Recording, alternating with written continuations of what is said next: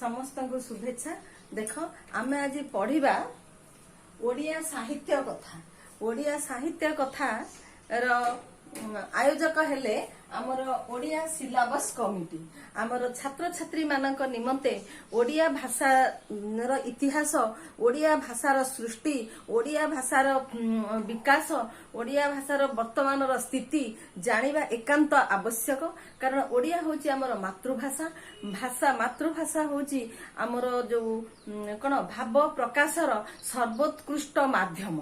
जेते भाषा आमे शिखिले भी मध्य आमे बहुभाषी हेई पारंती, आमे बहु पाठी हेई पारंती, बहुत भाषा आमे पढ़िबा शिखिबा, किंतु आमे विचार करिबा केवल मात्र आमर मातृभाषा रे। तुमको देख, तुमको जदि गोटे इंग्लिश रे केही प्रश्न पचारे, हिंदी रे पचारे, संस्कृत रे पचारे, ताल तुमे निश्चय प्रथमे सेटा ओडिया रे भाबिबो। ओडिया रे भाबी सारिकी तापरे तुमे ताकू तुमर इंग्लिश, हिंदी, संस्कृत जोउथरे कर तुमे ताकू करिकी उत्तर दबो। ताले आमर मस्तिष्कर परिपक्वता विकास घटी थाए कोथरे ना मातृभाषा रे। तेणु मातृभाषा होची सर्वोत्कृष्ट भाषा। ताले आमे होचदी ओडिया, आमर मातृभाषा होची ओडिया। एई ओडिया भाषा, ओडिया साहित्य रो कथा आमे आज पढ़िबा। ताले पढ़िबा पूर्वरु पिला माने देख, आमर ओडिया भाषा होची जो पूर्व भारतीय आर्य भाषा मध्यरे एहा होची सर्व प्राचीन भाषा। जदि आमे आर्य मानकर पूर्व भारतीय भाषा भितर देखिबा ताले एई भाषा परिवार रे असमिया भाषा आसीबो। असमिया बा अहोमिया भाषा आसामर जो बंगला भाषा आसीबो आउ ओडिया आसीबो। ताले बंगला अहोमिया अपेक्षा ओडिया भाषा होची प्राचीनतम भाषा। ताहले देख एई प्राचीनतम भाषा प्राय देखिबा को गले जे एहा होची ख्रीष्टीय 10म शताब्दीर एहा होची भाषा। ताले ख्रीष्टीय 10म शताब्दी रे ओडिया भाषार जन्म लग्न घटी थिला। ताहले देख यह ओडिया भाषा रो नामकरण काहे हेची ना, देख उड्र माने एठी प्रथमे ओडिसा रे उड्र माने बास करथले। उड्र मानक नाम अनुसार एहार नाम हैला ओडिसा, आउ भाषार ना हैला ओडिया।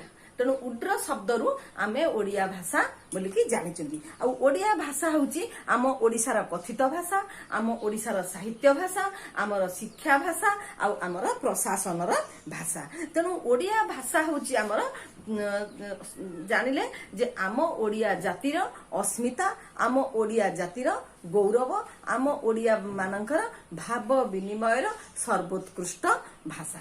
तेबे एई भाषा जे देख, जदि आमे देखिबा आम संविधान वर्तमान 22टी भाषा संविधान रो सांविधानिक स्वीकृति पाइछि। ता मध्यरे ओडिया भाषा गोटिए। आउरी भी मध्य गौरवर कथा, ओडिया भाषा जो पूर्व भारतीय आर्य भाषा बा आधुनिक भारतीय भाषा भाबे प्रथम भाषा शास्त्रीय मान्यता प्राप्त हेछि।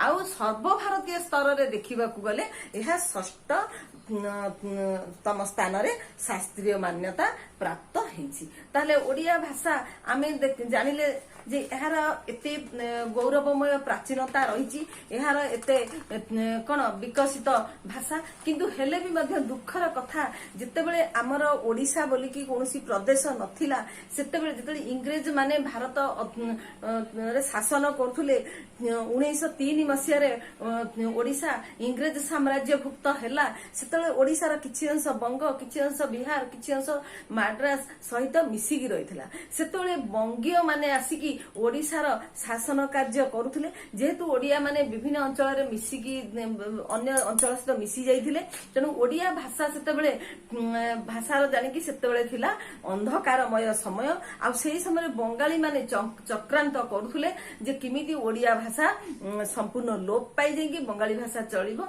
सेति पई कांतिलाल गुप्ता कहथिला ओडिया एक भाषा नहीं। तेबे से जहा हेउ सेही समय रे केमिति हमर स्वाभिमानी ओडिया मानक आत्मा को एकथा बाधी थिला, आ से माने ओडिया भाषार सुरक्षा कले।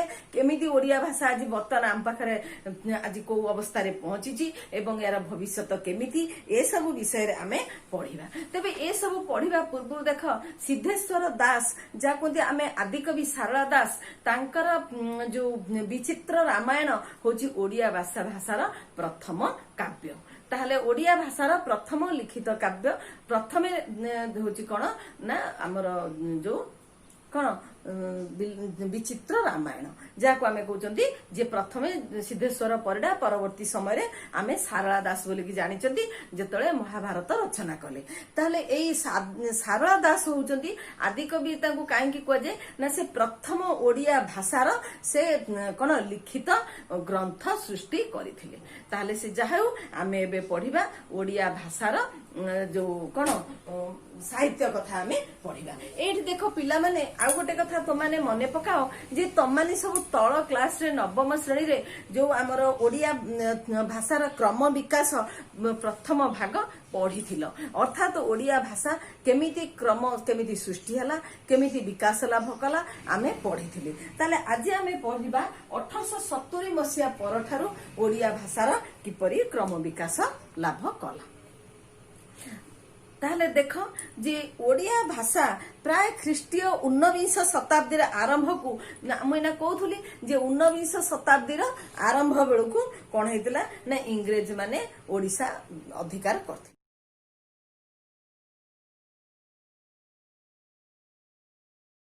जदि 19 शताब्दी आरंभ से ओडिशा दखल कले ताले सेतेबेले ओडिशा रे तो आम जानी इंग्रेज माने कौनसी कौन भाषा साहित्य विज्ञान समाज उन्नति एसब कार्य करूनथिले तेणु जो इंग्रेज माने ओडिशा दखल कले इंग्रेज मान को विरोध करथिले किए जय राजगुरु बक्सी जगबंधु विद्याधर महापात्र आ सुरेंद्र साय तापंग दलबेहरा ये सब ताको विरोध करथिले भी मध्य सेमाने प्रथम स्वाधीनता संग्राम आह्वान देइथिले मध्य ताहा अवदमित हेगला अर्थात एमानक पाखरे आधुनिक अस्त्र शस्त्र नथिला तेणु इंग्रेज माने ता पाखरे आधुनिक अस्त्र शस्त्र थिबारु सेमाने एमानको अवदमित करदेले अवदमित माने अवहेला उपसर्ग दमन दमन माने जानिଛ दबेई दबा आ अवहेला उपसर्ग माने पूरा दबेई देले ताको पूरा दमन करदेले पूरा बंद करदेला परे देख इंग्रेज माने कौन कले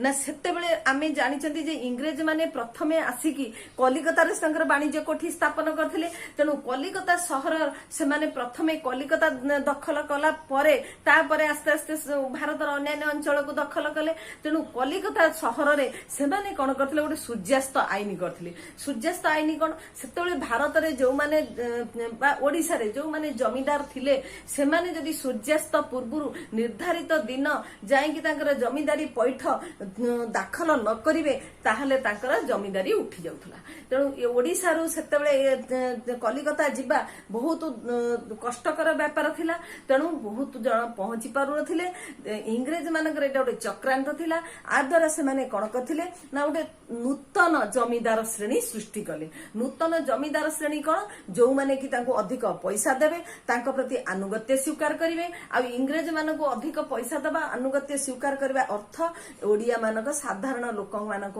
प्रति अधिक अत्याचार करबा से माने करूथिले तेणु ता द्वारा कौन हला ना जमी मालिक आ कृषक मानक मध्यरे गोटे संपर्क सेतेबेले खराब हेतिला आ से जो नूतन जमीदार श्रेणी सृष्टि हेले से माने मध्य शोषण करूथिले तेणु ओडिया जाति दिनकु दिन दारिद्रता अवस्था को चलीगला एवं ता छड़ा मध्य कुसंस्कार रे बुड़ीगला कहीं ना से माने शिक्षार उन्नति पई किछि कलेनी जतले शिक्षार उन्नति पई किछि करा न गला एपटे ओडिया माने भी बहुत दरिद्र हे गले आमे जानिले कारण तेणु से माने आ ताका पिल्ला मानकु शिक्षा देई पाले नाही तेणु ए जो राजा जमीदार माने इंग्रेज मानकर आनुगत्य स्वीकार करिक रहिले से माने भी प्रजा मानकर उन्नति पई भाषा विज्ञान ए सब रो उन्नति पई ए माने भी मध्य किछि कले नाही जा फले कोन हला ना देख लोक मानक ऊपर अत्याचार शोषण निर्यातना पीड़न ए सब बढ़ी चलला ता द्वारा कौन है ना ओडिया मानकर जनजीवन हाहुताशमय हो गला हाहुताशमय माने कौन ना तांको बहुत हाहुताश माने पूरा जमी जली पड़ी चित्कार कला भाया कष्ट जंत्रणा रे सेमती ओडिया माने हे गले एई समय देख 1822 मसिया रे ओडिशा को आसिले को माने से जो इंग्रेज माने आसीथिले आमे पढ़िचंती इतिहास रे जे इंग्रेज माने भारत को आसीबार दुईटा मुख्य कारण थिला गोटे थिला धर्म प्रचार आउ गोटे थिला वाणिज्य तेणु धर्म प्रचार करने से माने जतले आसिले जो पाद्री माने ओडिशा को से माने धर्म प्रचार करबा पई से माने प्रथमे कौन कले ना मिशनारी स्कूल गुड़ाक सब स्थापन कले। मिशनारी स्कूल माने इंग्रेज सरकार द्वारा जो इंग्रेज जो धर्मीय संस्था द्वारा जो ख्रीष्टीय धर्मीय संस्था द्वारा परिचालित है। तेणु से जो शिक्षा देले से जो पाठ पढ़ेले ताहा आमर ओडिया आम लोक मानक पई बा आम छात्र छात्री किसी उपयोगी हैला नहीं। कहीं ना से माने पाठ पढ़ुले जे केमिति केवल खाली इंग्राजी भाषा शिखिबे आम पिला माने ताको पाखरे जो पियन किरानी काम करिवे निम्न वेतन भोगी कार्य करिवे आ से तांकर बाबू हाकिम होइकी शासन करिवे ए देश को शोषण करिवे ए देश को निर्यातना देबे ए देशर धन संपत्ति को तांको देश को बही नेबे। एमिति करिवा द्वारा कोन हला ना 19 शताब्दीर प्रथमार्ध बेलको भयंकर भावरे जो आम पढ़ी आ पूर्व विवेकानंद कथा पढ़ी कूढ़ कूढ़ आवर्जना जो कौन ना अशिक्षा कुशिक्षा अंधकार अंधविश्वास ये सब कौन है ना द्वारा संपूर्ण ओडिशा माटी पूरा कबलित हो गला। आम पढ़ी विवेकानंद समग्र भारत वर्ष होता भारत वर्ष भी ओडिशा गोटे अंचल गोटे राज्य तेणु ओडिशा भी सैया है। तेणु ये सब भितर आत्म विलुप्त करदेला ताले ओडिया जातिर जो आत्मा ओडिया आत्म विलुप्त आत्म विलुप्त हो जोटे संधि शब्द कौन आत्म विलुप्त आत्म विलुप्त ताले आत्म होची कौन आत्मा जातिर गोटे आत्मा थाए जाति होची जाति भीतर गोटे आदर्श थाए जाति भीतर गोटे संस्कृति थाए से संस्कारित भाव में काम करे प्रति जातिर गोटे आत्म स्वरूप थाए से आत्म स्वरूपर विलोप घटिला अर्थात ओडिया मानकर आ किछि स्थिति रहिलानी। मने पकाओ जो मधु बाबू कहिथिले कोन माँ माँ बोली केते मु डाकिली केही तो जवाब देले नाही भाई भाई बोली केते मु डाकिली केही तो सुनिले नाही ताले से जो माँ बोली कि उत्कल भूमि नथिला कि भाई बोली कि केही ओडिया माने नथिले एही हला तळर ओडिसार परिस्थिति ताले एही समरे एही निर्वेदता आत्म विलुप्तिर चरम निदर्शन हला कोन नंक दुर्भिक्ष। ताले देखो एही अवस्था रे ए जो निर्वेदता वेद होची ज्ञान निर्वेद होची अज्ञान एटा हला विशेषण तेणु निर्वेदता एही जो निर्वेदता अज्ञानता एही जो आत्म विलुप्ति ओडिया जातिर जो आत्मा ओडिया जातिर जो आदर्श जो गौरव जो अस्मिता ये सबू लोप पाई जिबार चरम उदाहरण हला कोन ना नंक दुर्भिक्ष। बुझि पारलो कि नंक दुर्भिक्ष है कौन ना नंक दुर्भिक्ष है गोटे देख आम जानी इंग्रेज माने भारतर कृषि किसी काम करते तेणु कृषि उन्नति हो पारानी आम ओडिशा हूँ कौन जो मौसुमी आम कृषि निर्भर करे मौसुमी उपरे तेणु वर्ष जदि बहुत वर्षा है ताले कृषि हो पारनी जदि कम है हो पारनी से तो जलसेचन व्यवस्था कलेनी भविष्य खाद्य संचय कलेनी ता छड़ा अर्थकारी फसल चाष कले कृषिजात द्रव्य चाष कलेनी कारण अर्थकारी फसल हेले से माने नहीं कि विदेश में बिकिकी अर्थ उपार्जन करेंगे जहाँफल कि आम लोक मैंने नंक दुर्भिक्ष है 9 अंक आमर 9 अंक कहले कौन आमर जो पुरी राजांक अंक अनुसार आमर गणना करा जाए सेटा होची 9 अंक कहुए 1866 मसीहा 1866 मसीह दिव्य सिंह देव पुरी राजांकर गणना अनुसार 9 अंक पड़ता तेणु तो कहुए 9 अंक दुर्भिक्ष। ताले 9 अंक दुर्भिक्ष बेले कौन है ना दुर्भिक्ष माने कौन भिक्षार अभाव दुर्भिक्ष समास शब्द तेणु भिक्षार अभाव है न तत्पुरुष जे देख भिक्षार अभाव घटला माने कई क्या भिक्क गंडे दबा भी रही खाइबा भी पाइलेनी जिते कहते कि माने मनीष मांस मनीष भी खाइबा बाध्य हेले खाली कूढ़ कूढ़ शब चारिआडे समग्र ओडिया जाति जेमिति पूरा कंकालमय हो गला। ताले एई समय देख ए जो कंकालमय महाश्मशान रु पुणी जाग्रत है कौन सुप्त ओडिया जातिर आत्मा ताने से सब कथा अत्यधिक हुए से तार प्रतिकार कथा समस्ते चिंता करती ताहले देख बर्तमान चिंता कराला जे ओडिया जाति सुप्त रहिबा द्वारा सुप्त माने कौन सुप्त अर्थ निद्रित सुप्त अर्थ असचेतन सुप्त अर्थ अचेतन ताले ओडिया जाति जो सुप्त सुप्त अवस्था रे थिला सुप्त माने निद्रित सुप्त माने निद्रित असचेतन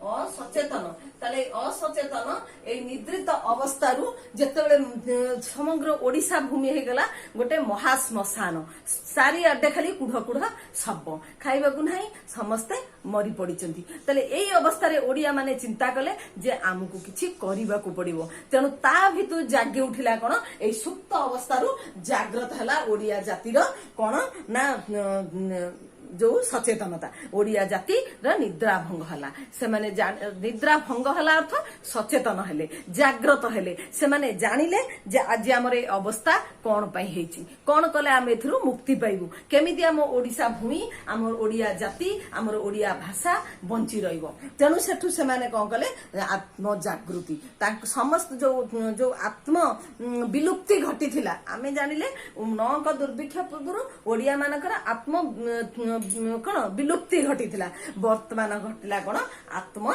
जागृति समस्ते समग्र ओडिशा वासी आत्मार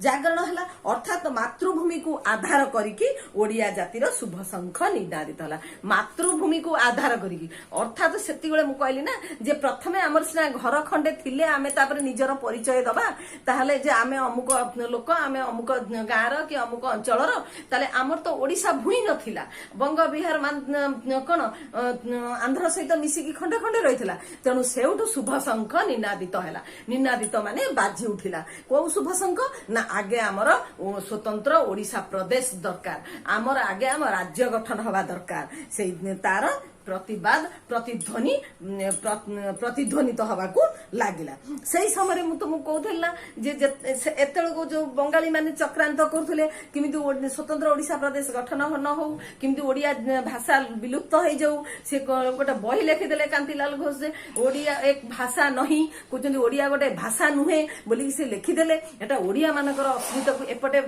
नौक दुर्भिक्ष एपटे से लिखिलेनी ओडिया भाषा नुहे कटक कलेक्टर ऑर्डर दे देलेनी जे ओडिशा रे ओडिया भाषा प्रचलन हवा आवश्यक नहीं कारण ओडिया कई पढ़ंतिनी लेखंतिनी बुझंतिनी ओडिया जाति तो महानिद्रा रे सोई जाईची आत्म विलुप्ति घटिची अर्थात समस्ते सुप्त समस्ते निद्रित समस्ते असचेतन तेणु आर फायदा नेउथले किए बंगाली माने आ इंग्रेज माने तो किछि बुझी पारंतिनी सेउठु कोन हला ना ओडिया माने जागिले ओडिया मानकर आत्म जागरण हैला तेणु से कथा से कहते जे कौन गोटे शुभ काम हेले प्रथमे आमे कौन करती शंख बजाती ताले सेमिति ओडिया जातिर जो आत्म सचेतनतार शुभ शंख बाजिला एई शुभ शंख किए बजेथिले ना कर्मवीर गौरी शंकर केमिति बजेइले ना सी गोटे उत्कल दीपिका नामक 1866 मसिया देख 1866 मसिया उत्कल दीपिका नामक गोटे पत्रिका प्रकाश कले देख पिला माने तुमे सबू पत्रिका पढ़ुथिब देखिथिब जे सब पत्र पत्रिका जो सब लेखा मान छपा जाए प्रत्येक लेखक लेखिका से माने तांकर कथा को लेखिकी छपाती अर्थात समस्तंकर प्रत्येक लेखक लेखिकांकर गोटे निजस्व मत थाए से मानकर गोटे सृजन चिंताधारा थाए से सृजन चिंताधारा कर्मवीर गौरी शंकर उत्कल दीपिका पत्रिका प्रकाश करिकी से समस्तंकर मत को कौन कले छपेले अर्थात प्रत्येक ओडिया माने से माने जागृत हो उठले से माने निज निजर लेखा छपेले निज निजर मतामत देले निज निज भितरे ताको भितरे सहयोग हैला ताले हबा द्वारा प्रथमे ताले शुभ शंख किए बजेइथिले ना कर्मवीर गौरी शंकर का माध्यम रे ना से शंख होची किए ना उत्कल दीपिका केबे बजेइथिले ना 1866 मसिया देखो ता परे परे अन्य पत्र पत्रिका आरंभ हो गला गोटे भल काम आरंभ हेले समस्ते ता पछरे काम आरंभ करदेबे बालेश्वर संवाद बाहिनी प्रकाश पाइला उत्कल हैतेशिणी पत्रिका प्रकाश पाइला तापरे ओडिया और नव संवाद प्रकाश पाइला तापरे देख संबलपुर हैतेशिणी प्रकाश पाइला उत्कल पुत्र प्रकाश पाइला आदि संवाद पत्रिका प्रकाश पाइला उत्कल दर्पण उत्कल मधुप उत्कल प्रभा ता छडा उत्कल साहित्य मुकुर पत्रिका होची देख आम जाजपुर पत्रिका ए जो मुकुर पत्रिका आम जाजपुर प्रकाश होइतला ताकु प्रकाश करथले किए ना हमर होचंती ନାଟା କହିବି ପରେ। ଆଚ୍ଛା ଦେଖ ତାହେଲେ ତା ଛଡା ସତ୍ୟବାଦୀ, ସତ୍ୟବାଦୀ ଏବେ ବି ମଧ୍ୟ ପ୍ରକାଶ ହଉଛି। ସତ୍ୟବାଦୀ କିଏ ପ୍ରକାଶ କରିଥିଲେ? ସତ୍ୟବାଦୀ ଗୋପବନ୍ଧୁ ଦାସ ପ୍ରକାଶ କରିଥିଲେ। ବୁଝିଲ? ତାହେଲେ ଆମେ ଜାଣିଲେ ଯାଜପୁର ମୁକୁର ପତ୍ରିକା ପ୍ରକାଶ ହେଲା, ସତ୍ୟବାଦୀ ଗୋପବନ୍ଧୁ ଦାସ ପ୍ରକାଶ କଲେ, ଯୋଉ କର୍ମବୀର ଗୌରୀଶଙ୍କର ଉତ୍କଳ ଦୀପିକା ପ୍ରକାଶ କଲେ। ତା ଛଡା ବିଭିନ୍ନ ଜାଗାରୁ ସବୁ ସମ୍ବାଦପତ୍ର ପ୍ରକାଶ ପାଇଲା। ଆମେ ପଢୁଥିଲେ ଫକୀର ମୋହନ ସେନାପତି ମଧ୍ୟ ଯୋଉ ବାଲେଶ୍ୱର ସମ୍ବାଦ ବାହିନୀ ପ୍ରକାଶ କଲେ। ତାହେଲେ ଏମିତି ଚାରିଆଡୁ ଯୋଉ ପତ୍ର ପତ୍ରିକା ପ୍ରକାଶ ପାଇଲା, ପ୍ରତ୍ୟେକ ପତ୍ର ପତ୍ରିକାରେ ସବୁ ଲେଖକ ଲେଖିକା ମାନେ ଲେଖନ୍ତି କୋଉମାନେ? ଯୋଉମାନେ କଣ ବୁଦ୍ଧିଜୀବୀ, ଯୋଉମାନଙ୍କର ସୃଜନ ଚିନ୍ତାଧାରା ଅଛି, ଯୋଉମାନେ ନୂତନ ଦିଗ୍ଦର୍ଶନ ଦେଇପାରିବେ ସମାଜକୁ। ଆମେ କୁହନ୍ତି literature is the mirror of society.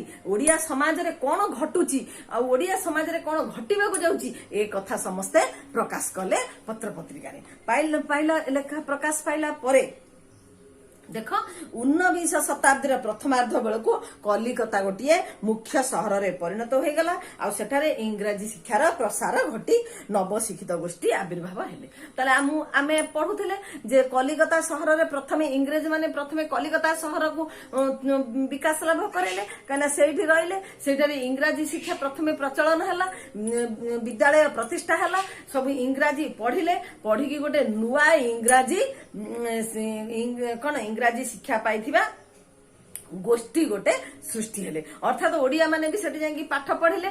ଆମେ ସବୁ ଜାଣିଛନ୍ତି ଯେ ସେମାନେ ଯାଇକି ସେଠି ସବୁ ପଢିବା ପରେ ସେଠି ଗୋଟେ ନୂତନ ଶିକ୍ଷିତ ଇଂରାଜୀ ଶିକ୍ଷିତ ଗୋଷ୍ଠୀ ସୃଷ୍ଟି ହେଲେ, ଯୋଉମାନେ କି ବଙ୍ଗଳାରେ ରେନେସା ବା ନବଜାଗରଣ ସୃଷ୍ଟି କରିଥିଲେ। ନବଜାଗରଣ ତୁମେ ଇତିହାସରେ ପଢିଥିବ। ନବଜାଗରଣ ମାନେ କଣ? ନା ନବଜାଗରଣର ଇଂଲିଶ ଶବ୍ଦ ହେଲା ରେନେସା। ନବଜାଗରଣ ଅର୍ଥ କଣ? ନା ନୂଆ କରିକି ଆଉ ଥରେ ସଂସ୍କାର, ସଂସ୍କୃତି, କଳା, ଭାସ୍କର୍ଯ୍ୟ, ଆମର ଜ୍ଞାନ ବିଜ୍ଞାନର ଆଉ ଥରେ ଜାଗରଣ। ତାହେଲେ ଓଡିଆ ଯେତେବେଳେ କଲିକତାରେ ନବଜାଗରଣ ସୃଷ୍ଟି ହେଲା, କଲିକତାରେ ଯୋଉ ଇଂରାଜୀ ଭାଷାରେ ଯୋଉମାନେ ପଢିଲେ, ସେମାନେ ସବୁ ଇଂରାଜୀ ଭାଷା ପଢିଲା ପରେ ପାଶ୍ଚାତ୍ୟ ଜଗତର ସାହିତ୍ୟ ପଢିଲେ। ବଡ ବଡ ଲେଖକ ମାନଙ୍କର ଲେଖା, ବିଭିନ୍ନ ଫରାସୀ ରାଷ୍ଟ୍ର ବିପ୍ଳବ କଥା ପଢିଲେ, ରୁଷ ବିପ୍ଳବ କଥା ପଢିଲେ। ତାପରେ ଏସବୁ ପଢିଲା ପରେ ଇଂଲଣ୍ଡରେ କେମିତି ଶାସନ ଗଣତନ୍ତ୍ର ଚାଲିଛି ଜାଣିଲେ, ଭାରତରେ କେମିତି ଶୋଷଣ ହଉଛି ଜାଣିଲେ। ଜାଣିଲା ପରେ ସେମାନେ କାହିଁକି ହଉଛି ତାର ପାଇଁ ସେମାନେ ସବୁ କଣ କଲେ ନା ସଂସ୍କୃତିର ଯୋଉ କଣ କେମିତି ପୁନରୁଦ୍ଧାର ହବ, ନବଜାଗରଣ ଘଟିବ, ସେଇଟା ଆରମ୍ଭ ହେଲା କୋଉଠି? ନା କଲିକତାରେ। ଯେତେବେଳେ ଆରମ୍ଭ ହେଲା ସେତେବେଳେ ରାଜା ରାମମୋହନ ରାୟ 1828 ଖ୍ରୀଷ୍ଟାବ୍ଦରେ, ଦେଖ 1828 ଖ୍ରୀଷ୍ଟାବ୍ଦରେ ସେ ପ୍ରତିଷ୍ଠା କଲେ କଣ? ବ୍ରାହ୍ମ୍ୟ ସମାଜ। ବ୍ରାହ୍ମ୍ୟ ସମାଜକୁ ମାନେ କଣ? ନା ସେଠି ଏକେଶ୍ୱରବାଦ। ସେଠି କୌଣସି ଧର୍ମରେ କୌଣସି ପିତୁଳା ପୂଜା ହେଇପାରିବନି। ଆମର ଧର୍ମରେ ସେତେବେଳକୁ କୁସଂସ୍କାର, ଅନ୍ଧବିଶ୍ୱାସ ଆସି ସାରିଥିଲା। ବିଭିନ୍ନ ଦେବାଦେବୀ ପୂଜା କରିବା ଆଳରେ ବହୁତ କୁସଂସ୍କାର ପ୍ରବେଶ କରିଥିଲା। ତେଣୁ ରାଜା ରାମମୋହନ ରାୟ 1828ରେ ବ୍ରାହ୍ମ୍ୟ ସମାଜ ପ୍ରତିଷ୍ଠା କଲେ। ବ୍ରାହ୍ମ୍ୟ ସମାଜରେ କଣ ଥିଲା? ନା ଏକେଶ୍ୱର ବ୍ରହ୍ମବାଦ ଉପରେ ସେ ଗୁରୁତ୍ୱ ଦଉଥିଲେ। ତେଣୁ ସେଠି କଣ ହେଲା? ସେଇ ନବଜାଗରିତ ଚେତନାରେ ଯୋଉ ଆଭିମୁଖ୍ୟ ପ୍ରକାଶ ପାଇଲା, ତାକୁ ମାନବ ବନ୍ଦନା, ସମାଜ ସଂସ୍କାର, ମାତୃଭୂମି, ମାତୃଭାଷା, ପ୍ରୀତି, ଜାଗୃତି, କଣ ପ୍ରକୃତି ପ୍ରୀତି, ନାରୀ ସ୍ୱାତନ୍ତ୍ର, ଯୋଉ ନାରୀ ଶିକ୍ଷା, ବ୍ୟକ୍ତି ସ୍ୱାତନ୍ତ୍ର, ଏକେଶ୍ୱରବାଦ ଭାବନା, ଇତିହାସ, ଐତିହ୍ୟ, ସଂସ୍କୃତି, ବିଜ୍ଞାନ ଏସବୁ ପ୍ରତି ଶ୍ରଦ୍ଧା, ସମ୍ମାନ, ମନସ୍କତା ବୃଦ୍ଧି ପାଇଲା। ଆଉ ବିଧବା ବିବାହ ପ୍ରଚଳନ, ସତୀଦାହ ପ୍ରଥା ବନ୍ଦ, ତାମାନେ କୁସଂସ୍କାର ସବୁ ବନ୍ଦ ହେଲା। କେମିତି ମଣିଷର ବ୍ୟକ୍ତିର ବ୍ୟକ୍ତିତ୍ୱ ବିକଶିତ ହବ, କେମିତି ସମାଜର ମୂଲ୍ୟବୋଧ ବୃଦ୍ଧି ପାଇବ, ସେ ସବୁ ପାଇଁ କାର୍ଯ୍ୟ ଆରମ୍ଭ ହେଲା। ଏସବୁ ହବା ଦ୍ୱାରା କଣ ହେଲା ନା ଲୋକମାନଙ୍କ ମଧ୍ୟରେ ସ୍ୱାଧୀନ ମନୋଭାବ ପ୍ରକାଶ ପାଇଲା। ତାହେଲେ ଆମେ ଜାଣିଛନ୍ତି ଆ ପୂର୍ବରୁ କଣ? ଅନ୍ଧବିଶ୍ୱାସ, କୁସଂସ୍କାର, ଅଶିକ୍ଷା, କୁଶିକ୍ଷା ଦ୍ୱାରା ଲୋକମାନଙ୍କର ଆତ୍ମଚେତନାକୁ ଚାପି ଦିଆ ହେଇଥିଲା, ସେମାନଙ୍କୁ ବିଲୋପ କରି ଦିଆ ହେଇଥିଲା। ବର୍ତ୍ତମାନ ସେ ସବୁ ଜାଗ୍ରତ ହେଉଥିଲା। ତାହେଲେ ଏଇ ସମୟରେ ବଙ୍ଗଳାରେ ନୂତନ ଲେଖକ ମାନେ ସୃଷ୍ଟି ହେଲେ। ତାହେଲେ ଆମେ କହୁଥିଲେ ଯେ ସୃଜନୀ ଶକ୍ତି ସାରସ୍ୱତ ସାଧନା ନୂତନ ସୃଷ୍ଟି କରିବାର ଯୋଉ ଚିନ୍ତାଧାରା କେବଳ ଥାଏ କାହାର ନା ଲେଖକ ଲେଖିକା ମାନଙ୍କର। ତେଣୁ ସେଠି ଯୋଉ ନୂଆ ଲେଖକ ଲେଖିକା ଶ୍ରେଣୀ ଆବିର୍ଭାବ ହେଲେ ତା ଭିତରେ ଦେଖ ମାଇକେଲ ମଧୁସୂଦନ ଦତ୍ତ, ବଙ୍କିମ ଚନ୍ଦ୍ର, ନବୀନ ସେନ, ହେମଚନ୍ଦ୍ର, ରବୀନ୍ଦ୍ରନାଥ ଟାଗୋର ଏ ସବୁ ପ୍ରମୁଖ ଲେଖକ ମାନେ ବଙ୍ଗଳା ଭାଷାରେ ସେମାନେ ସବୁ ନୂଆ ନୂଆ କାବ୍ୟ କବିତା କାହାଣୀ କଣ ସବୁ ରଚନା କଲେ। ଆମେ ଜାଣିଛନ୍ତି କବିଗୁରୁ ରବୀନ୍ଦ୍ରନାଥ ଟାଗୋର ସେ ସମୟରେ ବି ନୋବେଲ ପୁରସ୍କାର ପାଇଲେ, କବି ଗୁରୁର ଆଖ୍ୟା ପାଇଲେ। ତେଣୁ 1870 ମସିହା ବେଳକୁ ଗୋଟେ ନବ ଶିକ୍ଷିତ ଗୋଷ୍ଠୀ ଆବିର୍ଭାବ ହେଲା। ତାହେଲେ 1870 ବେଳକୁ କଣ ହେଲା ନା ଗୋଟେ ନୂଆ ଶିକ୍ଷିତ ଗୋଷ୍ଠୀ ସୃଷ୍ଟି ହେଲେ। ତାହେଲେ ଯୋଉ ନୂଆ ଶିକ୍ଷିତ ଗୋଷ୍ଠୀ ସୃଷ୍ଟି ହେଲେ ସେମାନେ ଦେଖ ସେମାନେ ଆସିକି ଓଡିଶାକୁ ଉଠାଇ ଦେବାର ସେମାନେ ଓଡିଆ ଭାଷାକୁ ଓଡିଶାରୁ ଉଠାଇ ଦେବାର ସରକାରୀ ଆଦେଶନାମା ବିରୁଦ୍ଧରେ ଆରମ୍ଭ କଲେ ଭାଷା ବିରୋଧ ଆନ୍ଦୋଳନ। ମୁଁ ତୁମକୁ ଏଇନା କହୁଥିଲି ଯେ ସେତେବେଳକୁ କଣ ହେଇଥିଲା ନା ଓଡିଶାରୁ ଓଡିଆ ଭାଷାକୁ ଉଠେଇ ଦେବା ପାଇଁ କଣ କଟକ କଲେକ୍ଟର ସେତେବେଳକୁ ଅର୍ଡର ଦେଇ ସାରିଥିଲେ। ବଙ୍ଗାଳୀ ମାନେ ଆସିକି ସେମାନଙ୍କୁ ବୁଝାଇ ଦେଇଥିଲେ ଯେ ଓଡିଆ ଏକ ଭାଷା ନାହିଁ, ଓଡିଆ ବୋଲି କିଛି ଭାଷା ନାହିଁ, ଓଡିଆ ଭାଷାରେ ଏଠି କିଛି ହେଇପାରିବନି, କେହି ଓଡିଆ ଭାଷା ପଢି ନାହାନ୍ତି, କେହି ଓଡିଆ ଭାଷା ଲେଖି ନାହାନ୍ତି, ଲେଖି ଜାଣି ନାହାନ୍ତି, ଓଡିଆ ଭାଷା କଣ ହବ। ତେଣୁ ସେଇଟା ହେଇଯାଇଥିଲା। କିନ୍ତୁ ଏଇ ଯୋଉ ନବଶିକ୍ଷିତ ଗୋଷ୍ଠୀ ମାନେ ଏମାନେ ପାଠ ପଢିକି ଆସିକି ଏ ଯୋଉ କଣ କଲେକ୍ଟର ଯୋଉ ଅର୍ଡର ଦେଇଥିଲେ ବଙ୍ଗାଳୀ ମାନେ ଯୋଉ ଚକ୍ରାନ୍ତ କରିଥିଲେ ତା ବିରୁଦ୍ଧରେ ଏମାନେ ପ୍ରତିବାଦ କରିବାକୁ ଆରମ୍ଭ କଲେ। ପ୍ରତିବାଦ କରିବାକୁ ଯୋଉ ଆରମ୍ଭ କଲେ ତାକୁ କଣ କୁହାଗଲା ନା ଭାଷା ସୁରକ୍ଷା ଆନ୍ଦୋଳନ। ଏଟା କେତେରେ ଆରମ୍ଭ ହେଲା ନା ଦେଖ 1869 ଆଉ 70 ମଧ୍ୟରେ ଭାଷା ସୁରକ୍ଷା ଆନ୍ଦୋଳନ। ଭାଷା ସୁରକ୍ଷା ଆନ୍ଦୋଳନ ହେଲା। ଓଡିଆ ଭାଷାର ସୁରକ୍ଷା ପାଇଁ ସ୍ୱାଭିମାନୀ ଓଡିଆ ମାନେ ଆନ୍ଦୋଳନ ଆରମ୍ଭ କଲେ। ତାହେଲେ ଏଇ ଆନ୍ଦୋଳନ କରିବାରୁ ଆରମ୍ଭ ହେଲା କଣ ମାତୃଭାଷା ପ୍ରୀତି ତାହେଲେ ଜନ୍ମ ନେଲା। ଏତେ ଦିନେ ଓଡିଆ ମାନେ ଜାଗି ଉଠିଲେ। ସେମାନଙ୍କର ଓଡିଆ ଭାଷାକୁ ସେମାନେ ମରଣ ସଙ୍କଟରୁ ଓଡିଆ ଭାଷା ମରିବା ଅବସ୍ଥାକୁ ଆସି ଯାଇଥିଲା ସେ ମୃତ୍ୟୁ ଶଯ୍ୟାରୁ ଓଡିଆ ଭାଷାକୁ ବଞ୍ଚେଇବା ପାଇଁ କଣ ମୃତ୍ୟୁ ସଞ୍ଜୀବନୀ ମନ୍ତ୍ର ପାଠ କଲା ଭଳି ସେତେବେଳେ ସେମାନେ ଓଡିଆ ଭାଷା ସୁରକ୍ଷା ଆନ୍ଦୋଳନ ଆରମ୍ଭ କଲେ। ତାହେଲେ ଏଇ ଓଡିଆ ଭାଷା ଆନ୍ଦୋଳନ ମାତୃଭାଷାର ପ୍ରୀତିରୁ କଣ ହେଲା ଇଂରାଜୀ ଶିକ୍ଷାପ୍ରାପ୍ତ ତରୁଣ ଶିକ୍ଷିତ ଗୋଷ୍ଠୀ ମାନେ ସେମାନେ ସମାଜ ମାତୃଭୂମିର ସଚେତନତା ପାଇଁ ଶିକ୍ଷିତ ବ୍ୟକ୍ତି ମାନେ ପ୍ରାଚୀନ ଓଡିଆ ଭାଷାକୁ ବ୍ୟବହାର କରିବାକୁ ଲାଗିଲେ। ଓଡିଆ ସାହିତ୍ୟ ପ୍ରତି ବିତସ୍ପୃହ ହୋଇ ସୃଷ୍ଟି କଲେ। ସେ ଜାଣିଲେ ଯେ ଏଇ ଯୋଉ ନୂତନ ଶିକ୍ଷିତ ଗୋଷ୍ଠୀ ସୃଷ୍ଟି ହେଲେ ସେମାନେ ଜାଣିଲେ ଯେ ଯୋଉ ପ୍ରାଚୀନ ସାହିତ୍ୟ ଆ ପୂର୍ବରୁ ସୃଷ୍ଟି ହେଇଛି ସେ ପ୍ରାଚୀନ ସାହିତ୍ୟ ଓଡିଆ ମାନଙ୍କ ଉପରେ କୌଣସି ପ୍ରଭାବ ପକେଇ ପାରିନି, ଓଡିଆ ଜନଜୀବନକୁ ବିକଶିତ କରିପାରିନି, ଓଡିଆ ସାମାଜିକ ଚେତନାର ଜାଗ୍ରତ କରିପାରିନି, ଓଡିଆ ଯୋଉ ଜାତୀୟ ଜୀବନକୁ ଜାଗ୍ରତ କରିପାରିନି। ତେଣୁ ସେମାନେ କହିଲେ ଏ ପ୍ରକାର ଲେଖା ଆମ ଓଡିଆ ଜାତି ପାଇଁ କୌଣସି ଶୁଭଙ୍କର ନୁହେଁ। ତେଣୁ ସେମାନେ ଯୋଉ ନବଶିକ୍ଷିତ ଗୋଷ୍ଠୀ ପାଶ୍ଚାତ୍ୟ ମୁଁ କହିଲି ନା ଯେ ଇଂରାଜୀ ଭାଷାରେ ସେମାନେ ବିଭିନ୍ନ ଦେଶର ଶାସନ ବ୍ୟବସ୍ଥା ରାଜନୈତିକ ଚିନ୍ତାଧାରା ସେମାନେ ଶିକ୍ଷା ସଂସ୍କୃତି ସବୁ ଅଧ୍ୟୟନ କଲେ। ଅଧ୍ୟୟନ କଲା ପରେ ଆମ ଦେଶର ସଂସ୍କୃତି ଆମ ଦେଶର ଶିକ୍ଷା ଆମ ଦେଶର ଜ୍ଞାନ କୌଶଳ ସେମାନେ ଶିକ୍ଷା କଲେ। ଜାଣିଲେ ଆମର ବି ମଧ୍ୟ କିଛି କମ ଗୌରବ ଗାରିମାର ସଂସ୍କୃତି ନାହିଁ, ଆମର ବି ମଧ୍ୟ ଭାଷା କିଛି କମ ନୁହେଁ। କିନ୍ତୁ ଏସବୁ କାହିଁକି ଆଜି ମରଣ ସଙ୍କଟରେ ପହଞ୍ଚିଛି ନା ଯେହେତୁ ଆମର ସମାଜରେ କଣ ସାହିତ୍ୟ ତାର ଉଚିତ ମାର୍ଗଦର୍ଶନ ଦେଇପାରିନି। ତେଣୁ ଭାଷା ଆଜି ମରଣ ସଙ୍କଟରେ ପଡିଛି।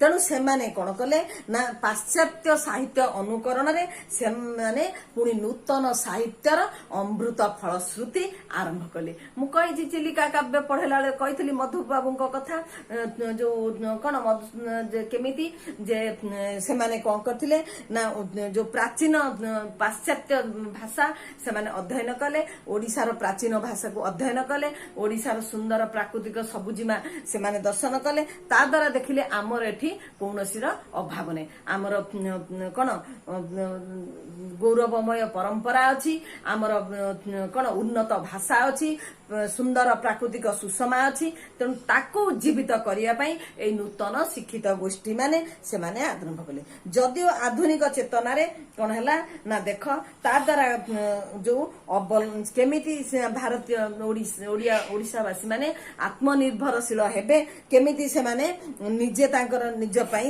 माने भाषा तांकर केमिति प्रधान उपजीव्य हबो उपजीव्य माने हला कोन अवलंबन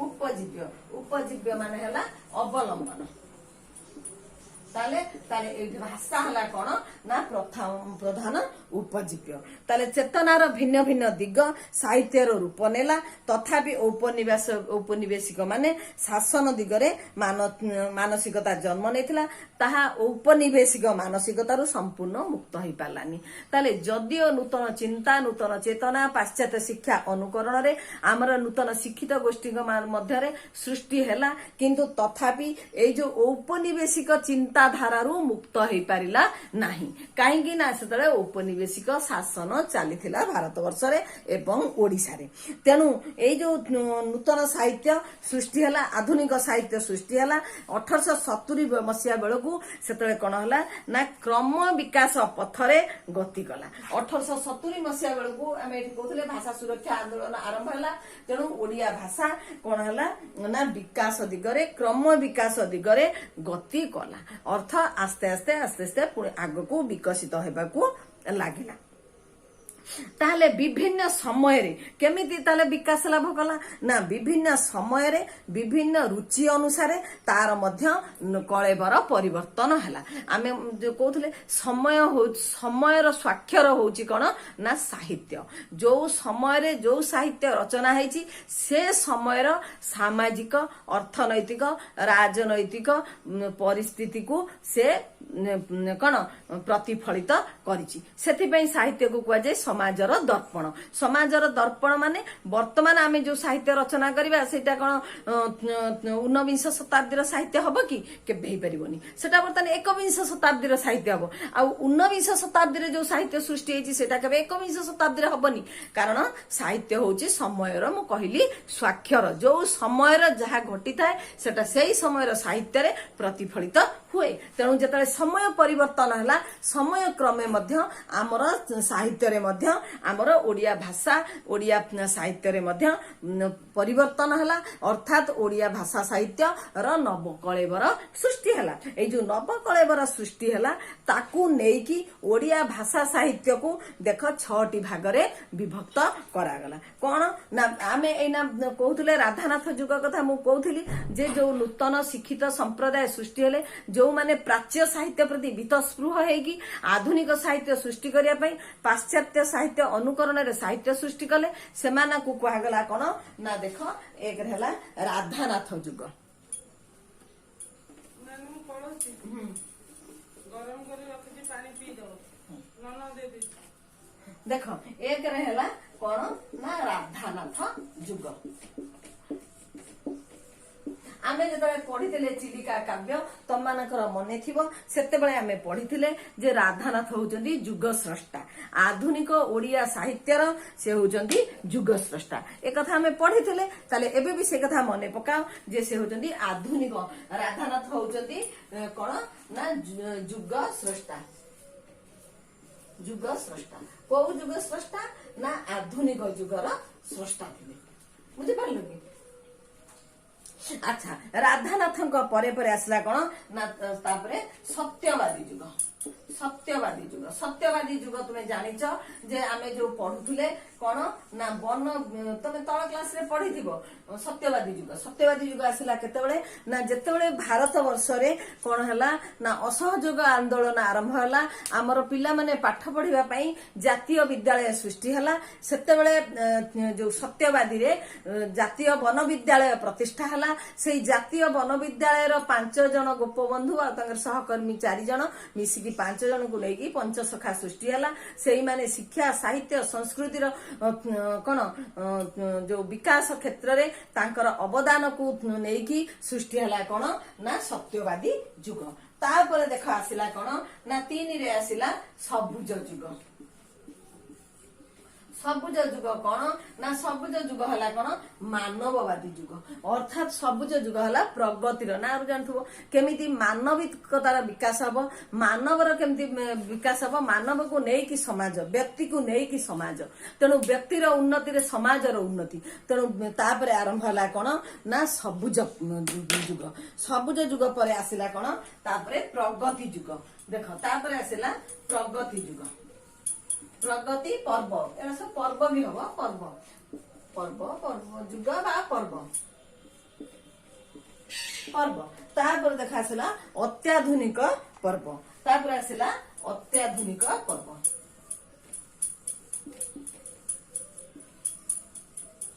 ଅତ୍ୟାଧୁନିକ ପର୍ବ।